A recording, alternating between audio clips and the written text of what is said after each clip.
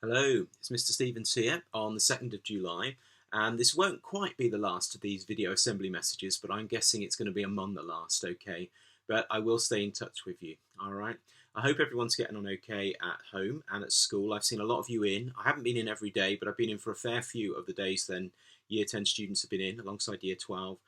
Nice to see a lot of your faces again and for you to get settled into, some time in class and face-to-face with your teachers.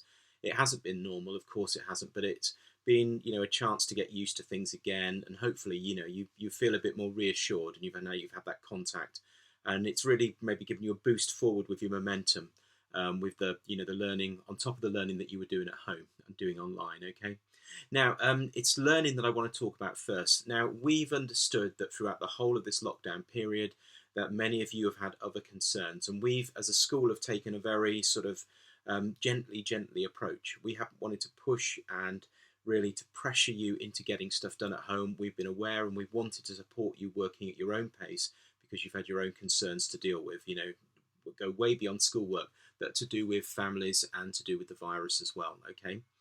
Now, we know that the virus isn't over yet. We know that things are not back to normal, but we do know that it's been quite a while since we were in school normally, and we do all hope to be back in September as normal.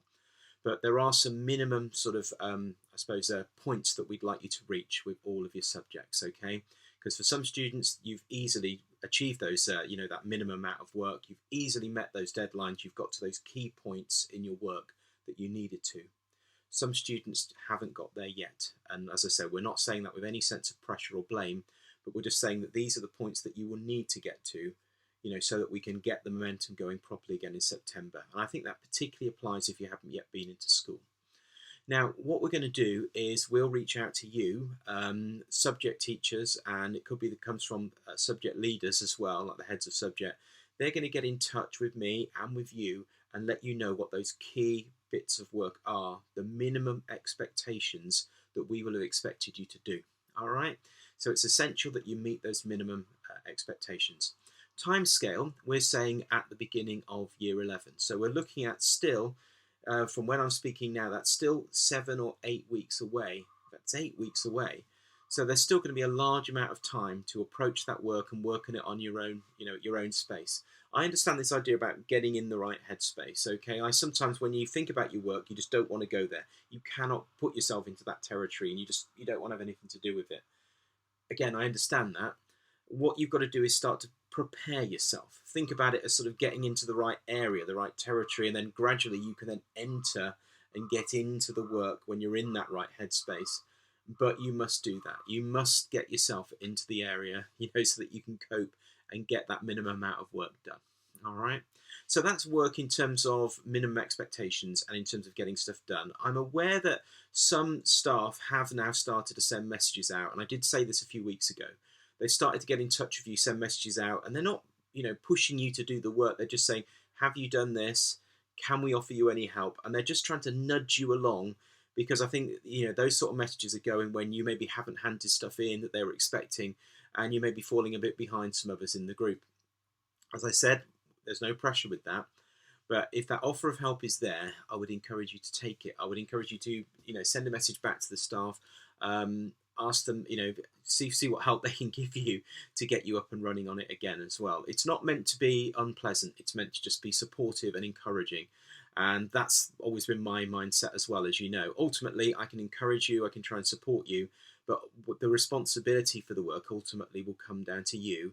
And we know it's been difficult, but we're at the stage where we've got to start accelerating things a little bit so that you've met those expectations to come back for us in September. Okay, I'm sure that all makes sense. Now, what about organisation and what about motivation? Just going to talk about that for a minute or two. I've had quite a few messages from students that are really feeling it, and I can get it. It's many, many months since I was, up here in my in the office at home doing some sending my very first message home to you. And a lot of time has gone by. I can imagine it can be a bit of a bind if you are sitting down regularly and getting the laptop out or your tablet or your phone, doing the work, sitting at the table. It gets into a routine and it can get a bit tiring and it can get a bit draining. I appreciate that, doing a similar thing, working here at home as well, following the same routines, getting stuff done. And it kind of feels like, you're on a bit of a treadmill. Now, if that's the case, or if you've simply just been so in your own bubble and you've been so focused on doing your stuff on your phone, or you've been worried about stuff and you're not in that headspace of work, again, I can understand why it's difficult for you. All right.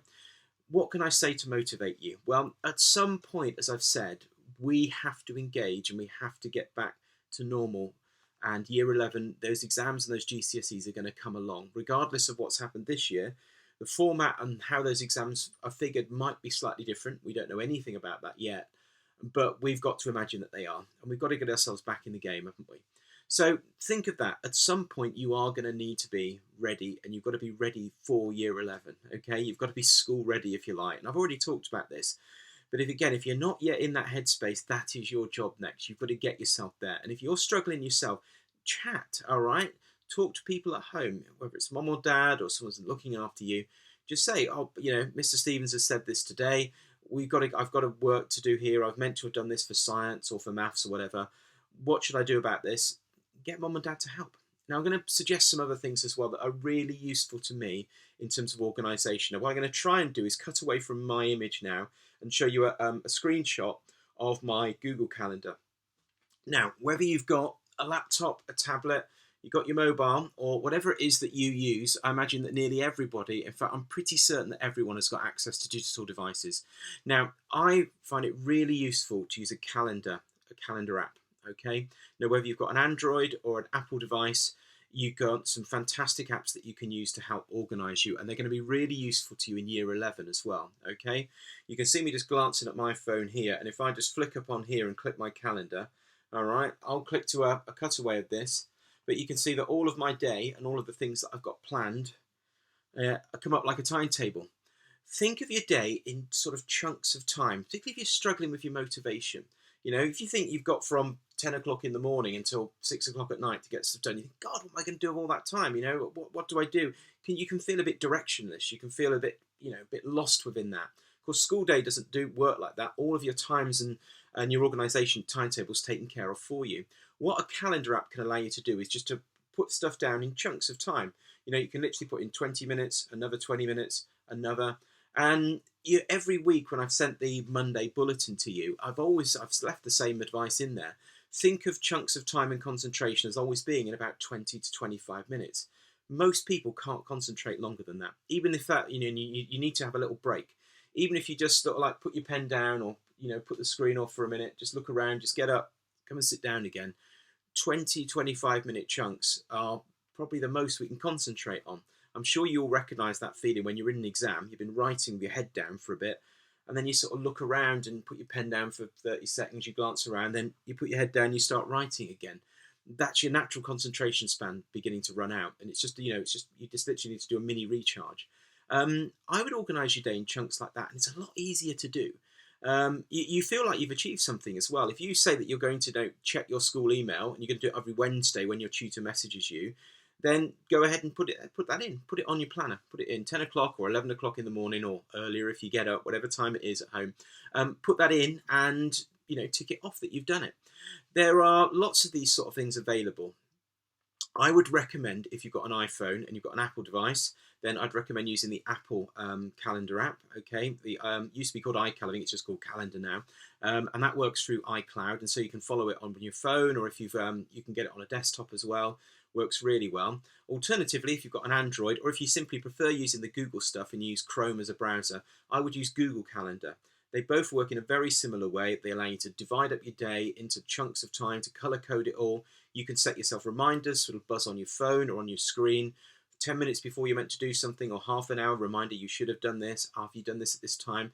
And going forward into year 11, when we have to think about juggling all of those subjects for revision, planning mocks, all right, having something that helps you organise your revision and homework. If you get in the right habits with that now and start using this stuff, it can be so helpful. Back in the day, when I was your age, we had sort of paper and pen, coloured pens and highlighters. That was the best we could do to plan a calendar. All right, computers were about, but I've given you assemblies and told you about that. They weren't quite the same as what they are now. You've got the power here in your hand, and in terms of what you've got in front of you, to help organise yourself incredibly easily and incredibly well. So I'm a big advocate for it. Naturally, I am not an organised person. all right? I'm a bit, not chaotic, but things just sort of get put down and I put them there.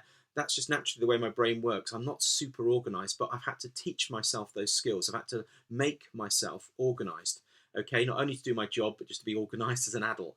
And that's a really important skill. And it's going to be a lot easier for you to develop those skills. A lot of you are doing it already, so I'm not worried too much about it, but just a bit of advice there. There are other apps and other things I'll talk to you about as we go into year 11 that will help you more. But I just thought as a starting point, that might just be something that can get you going this week. If you're really out the game, and again, this is to a minority of students, I know there are some of you that are really, if we're honest, you've not been looking at work, you've not done anything, and this might be the first of my messages you've actually got to, or you're just dipping into them every so often. I know it's a minority of you, but I would just say to you, you've got to, again, you've got to get yourself back involved. You've got to get yourself engaged a bit more, all right? And if you're at that stage where you've completely broken down with things with school, start with the basics. Start with English, maths, and science. Go back and look in your school email for messages from those subjects. Put those words in, or put the name of the teachers in those subjects, and see what comes up. Look in Go for Schools and look on Ed Lounge as well to see what things specifically help those subjects. Now, I also need to talk about science tests. All right, now I've had a chat with Mrs. Horrell about this. I know at the moment everyone in Year 10 has a science test that they need to complete online. The window for that's opened up, and in fact, I know that the test finishes on the 13th of July. All right, so everybody should have done those science tests online by the 13th of July. Now, the test is split into two sections. You do it online. Now, you've got from now until the 13th to do it. That's the deadline. But the thing is that even if you do it, whether you do it today or if you do it in a week's time or whatever, once you start to process and do the test online, you can't stop. You have to go all the way through from start to finish, and then when you finish the test, that is it. You can't stop and save it halfway through, all right? So you should have already had a letter home about this from Mrs. Horrell explaining it and what it is. It's not an exam as such, but what the science team are looking to do is just assess where you are. The test is on topics you did before the lockdown, so there's no danger of people being left behind by it, okay? First part of that test for science is multiple choice. The second part of it is going to be on longer answers as well. Now, the details, as I said, are in Mrs. Horrell's letter. She obviously set it all out for you. Don't want anyone to have any anxiety about it. The test is just going to help her and the science teachers look at where you are at this point and start to think about where we go in September when they put their groups together and they start to think about your tiers, whether foundation, higher tier of entry. But these tests are not going to make the final difference, all right? They are just an assessment, a kind of a snapshot of where you are now. And had you been in school as normal, you would have done Year 10 mocks right the way back after Easter, wouldn't you? So it's not a substitute for that, but it's a way of starting that assessment process of where your learning is at. Hope that all makes sense. Other subjects will be setting work. As I said 5 minutes ago, I know teachers started to send those little nudge emails out to you. They are meant to help and offer support. If they send them to you, don't panic about them. Don't think, oh my God, I'm being hassled. No. Just send a little reply back. And if it is that even now, all right, the things are stressful and you're not in the right headspace, you can say that. But bear in mind what I said. At some point, you have got to start making that transition back. All right. And so this is the time to start that process if you're not already there. Most of you already are. Most of you are working in a very good way. And I don't have any overdue concerns. As I've said all along, I think you've done what you can when you can all the way through this process. All right. Well, quite a lot to say there. That was a double set of information, 2 weeks of videos in one. All right, so what I'll do is leave things for now. I may see you in school next week. I'll be in then. And there will be at least one more of these assembly videos coming your way, just to sum things up. I know that some of you would like to see and get together online with your tutors. It's been a long time. The difficulty that we have with that is finding times when both the tutors are free, or myself and you, and when there aren't other things going on in school. So it's been harder than it has for other year groups in school for us to put that together.